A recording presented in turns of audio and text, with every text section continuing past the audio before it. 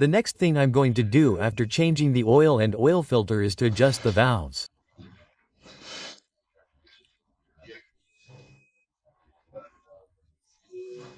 To do this, I have to remove the seat, remove the tank, disconnect the fuel pump and remove the cylinder head covers.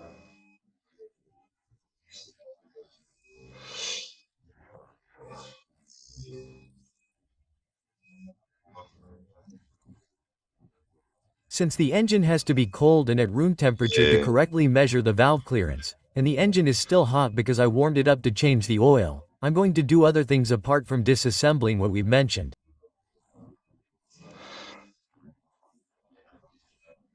The next thing I'm going to do is change the front brake fluid. The rear brake pads are on, so they don't have brake fluid, so I'll take advantage of the opportunity to let them cool down. Changing the brake fluid is very simple. You just have to unscrew the brake fluid reservoir cap that's here in front. Extract all the fluid that we can from here on the cap. Since I don't have anything to drain it from right now, what I'm going to do is drain it all by braking and letting it come out through the little valve, which is the valve for the coolant bleed valve.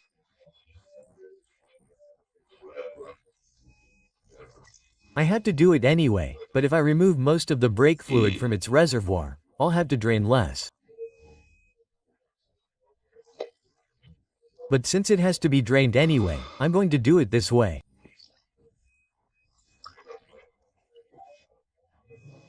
So what I have to do is loosen this nut, connect a tube here to a reservoir so that all the old brake fluid comes out, and that's it. Let's see how it's done. The first thing we're going to do is remove the protective cap from the... I had already loosened it a little earlier. The protective cap from the brake fluid drain nut. Now we're going to loosen it. To loosen it with a 8mm wrench. It's already loosened it a little and you can see there how the brake fluid is coming out. So what I'm going to do is put the macaroni in. We loosen the brake fluid reservoir bolts and what we need to add is brake fluid. As you can see here, .4, which is what the manufacturer recommends. The workshop manual also says that .3 was fine, but we'll use .4 if possible. I'm going to loosen these bolts and now we'll continue with the screws that were removed. Okay, it's simply a matter of removing the cover. Well, I'm going to use a screwdriver because it's not coming out with my hands. I just had to give it a little tap with the screwdriver and it comes out. And as you can see, the brake fluid is brown. It should be almost transparent, yellowish transparent, and it's brown, right? That's what it says. You can also see it coming out here. That's what it says. Look how brown it is when it should be transparent. I don't think it's ever been changed. It's very important to change the brake fluid every 2 years because it absorbs a lot of moisture, and as it absorbs moisture over time, it loses a lot of efficiency in its function and its work. So the solution is to replace it every 2 years. It's quite cheap, it's almost no work to do. It's a very simple operation and we'll always have the brake system ready to work. Well, what I'm going to do is before I start using the system, I'm going to fill it with clean brake fluid, and as it drains, by pressing the brake, the old one will come out and the new one will stay with it, and that way the system won't get stuck. Let's see how I can fill it with a little bit of new fluid. I've already added a little bit of new brake fluid. It's mixed in there a little bit, and now when I press the brake you should see how it's going down here in the reservoir and coming out here.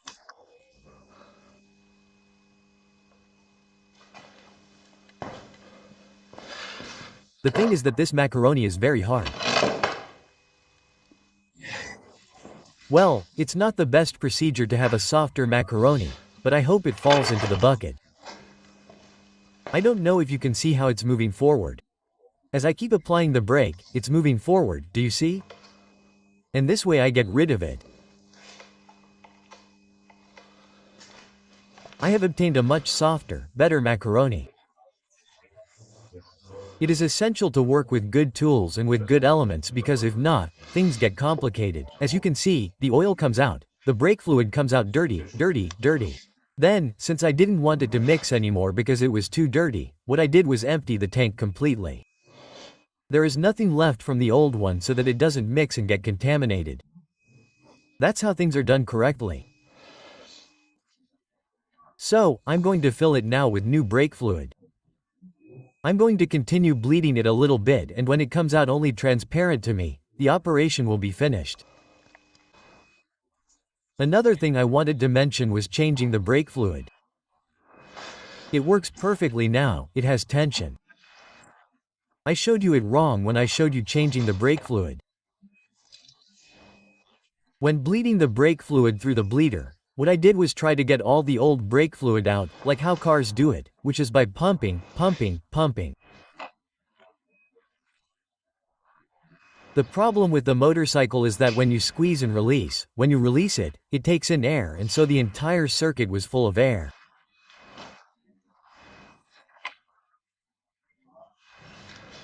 So, the procedure to stop it from taking in air would be to squeeze the brake, and without releasing the brake, you can help yourself with a device that is there for or with a partner or a device that is there to keep the brake tensioned.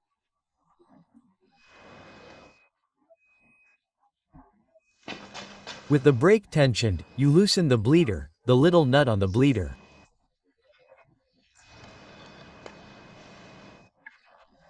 This little nut on the bleeder, and first you have to have the rubber tube in a recycling container, okay?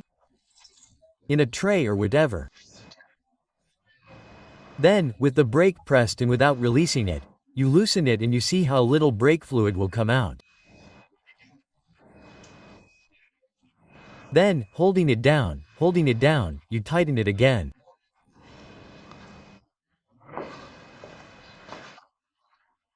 Then, at that moment, once it is tight, you release it again, squeeze it and hold it tight, release it again, okay? And that is the procedure.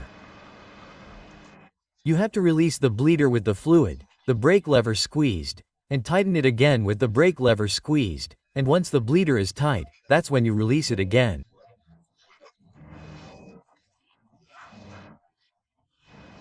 You bleed it, press it, hold it, and release it while holding it, and before releasing it, tighten it again like this until all the fluid you want or the air bubbles you have in the circuit come out.